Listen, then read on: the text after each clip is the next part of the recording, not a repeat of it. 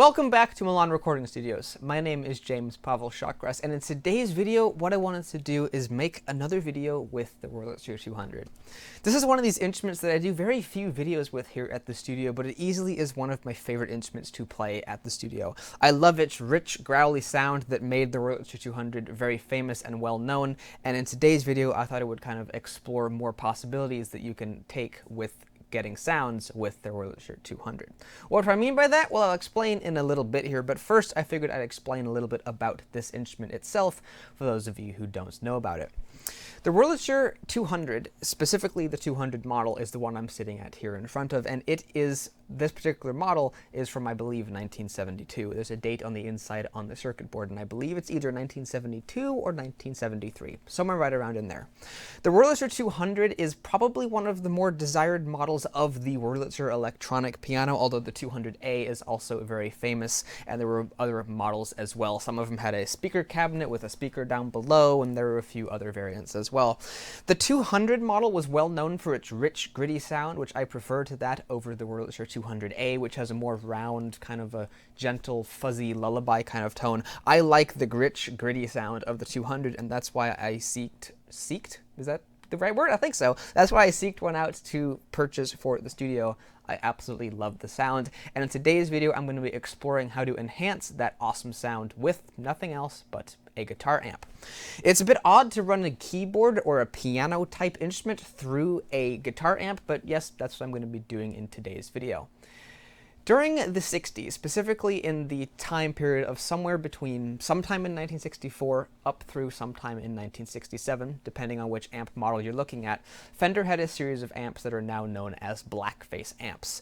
These amps are called Blackface because the faceplate of the amp is black with white text on it, and these amps today are highly renowned for having a rich, warm, silky, smooth, incredible tone that makes just about any guitar you run through them sound phenomenal. And I'm wondering if it's going to be the same with a keyboard too. So what I'm going to be doing is running the Wurlitzer through one of our amps that we have here at the studio from the Blackface era. We have actually 5 of them, but I'm going to be showing you 4 of them here in today's video, and I'm going to be showing you why you'd want each size of amp for a certain type of music, and I'm also going to be picking one and then running the Wurlitzer through it. So let me show you my collection of amps here, and then I'll pick one, and then I'll come back to you and play the Wurlitzer running through that amp. So here are our 4 Blackface amps we'll be discussing in this video. As you can see, they have matching covers on them. These came from Cover Amps from Canada. They're a really great company, and I highly recommend them if you're looking for an amp cover. They do a great job of keeping the dust off, but now let's take the covers off and show you what the amps actually look like. So the amp that is now uncovered is the Vibrolux, and it's the smallest of the Blackface models that we have here. Artists like Eric Clapton and many others used amps like this in the recording studio back in the day to get a rich, gritty sound when they overdrove the speakers, and they sound really, really fantastic. When I use it, typically I use it on a clean sound and it sounds really nice, but a lot of people will use it to get some really awesome overdrive. The next amp we have uncovered is the Princeton Reverb, which kind of can fulfill some of the same roles as the Vibrolux amp. When you turn it all the way up, it will get very distorted and sound really nice, but also the clean tone is really fat and wonderful. This particular Princeton has had some work done to it, and one of the things that was done is the original reverb tank was replaced. I still have the original, but the newer one that's in it has a much more lush reverb sound, and I really enjoy the reverb on this particular Princeton. However, I'm thinking I'm looking for an even bigger, fuller sound for the Wurlitzer, so let's take a look at the next amp. While the first 2 amps I showed you are geared more towards use in the recording studio, the Deluxe Reverb, which is the big one that is uncovered now, is geared more towards use at a small venue in public. It has a really, really great clean tone as well, and just overall sounds lovely. All of these amps have a really, really rich sound, but I think for the Wurlitzer, I'm going to want the biggest amp of them all that we have here in this grouping, which is the Vibrolux. Let's take a look at that one.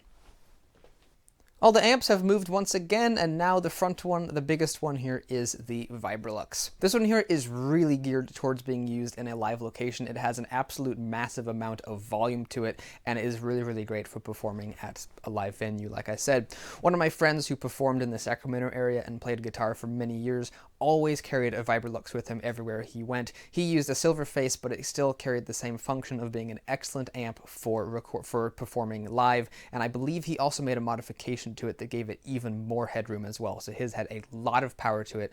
The Vibrolux is an awesome amplifier, and this is the one I'm going to be using in today's video. I think it has the full sound and the power that I'm going to want for the Wurlitzer. So we have chosen the Vibrolux as the amp to run the Wurlitzer through, so now let's check out what it sounds like. But before I do that, I just wanted to talk about a couple of extra things, one of those being the piece that I'm going to be playing in today's video. One of the challenges of being a YouTuber, especially a music YouTuber, is avoiding copyright strikes, and I'm sure that many of you guys would love to hear me play some Ray Charles or some other famous band of the past that used the Wurlitzer. There were many, many who used it and were very, very famous. I believe The Who was one of them, and they did some really great stuff with it. But the issue with that is if I play even a bass line, I'll probably end up getting a copyright strike, and for this video, I don't really want to do that. The other challenge with this video is, in fact, the Wurlitzer's shortcomings. It's actually pretty terrible at doing most classical music. Baroque stuff, some Bach it's decent with, but if I wanted to try to play Beethoven or Chopin or Debussy, it just wouldn't work at all. It would sound really bad. So I'm not going to be doing that in today's video either. So what I did was I wrote up a very simple song to actually play here on the Wurlitzer that emphasizes the qualities of the Wurlitzer and also the qualities of the Vibrolux. What I've done with the Vibrolux is I've dialed back the bass section of the EQ just a little tiny bit because it has a bass and treble EQ. So I've dialed back the bass a little bit to keep it from being too overwhelming, and I've also added in a slight amount of the reverb that is included with the unit. It's the spring reverb that came in it since the 60s, and it has a really cool sound. Of course, it's actual mechanical spring reverb, so it has a bit of a unique sound. It's kind of, well, springing and bouncy. So you'll hear that as well, and that will help to accentuate the treble notes that I play in the Wurlitzer. One thing I did with this piece was, while I am using some low bass notes going all the way down to this low E flat, I also wanted to use some treble because I never really play the treble in the Wurlitzer, but that spring reverb will really help bring out the treble, which is usually short and percussive and kind of weak sounding. So the reverb of the amp will help bring that out, and overall will make it sound rich and wonderful. So I really hope that you guys enjoyed this simple short piece I wrote. I'm calling it Summer Rains, but if you guys have a better name for it, let me know down in the comment section below. And I wanted to dedicate it to all of my fans who have given me such massive support on the pieces that I've already written. You guys seem to absolutely love it, and it motivates me to keep writing more. So again, this isn't much of a piece, but I still wrote it for you guys. I hope you like it.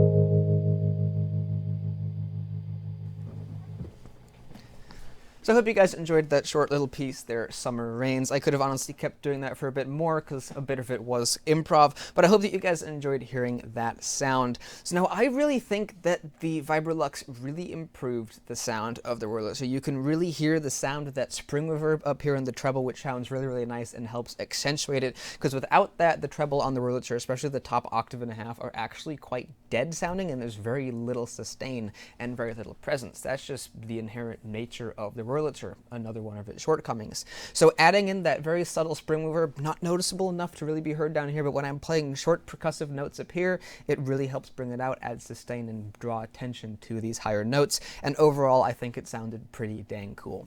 This is definitely going to be something I use in the future, and I have some plans with some cool music that I want to play on the Wurlitzer in the future, and when I get around to recording those, I'm most likely going to be recording the Wurlitzer through the Vibrolux, because that sounds absolutely fantastic in my opinion. Let me know what you guys think, though. It's always great to hear your positive comments about what I'm doing in my videos. Whether you liked it or not, please let me know, but do remember to be polite about it. Thank you very much for watching this video, and I really hope that you enjoyed it. Also, if you have other name suggestions for that piece there, Summer Rains, if you have any other name suggestions, feel free to let me know. And also, if you have other cool video suggestions of other cool videos that I can do here in the studio, also let me know as well. Some of you guys come up with absolutely fantastic ideas for videos that have made really great content in the past. So be sure to let me know if you have any cool ideas you think the fan base might enjoy, and if I can, I will do that in the future. Thank you very much for watching this video. If you're new to the channel, you might want to think about subscribing. I have lots of cool videos of pianos, organs, keyboards, digital pianos, electric pianos, vintage pianos, and sometimes other things too, like in this video, guitar amps. So if any of that sounds cool, you might want to think about subscribing. And if you do subscribe, thank you very much, and I'll see you in the next video. Goodbye.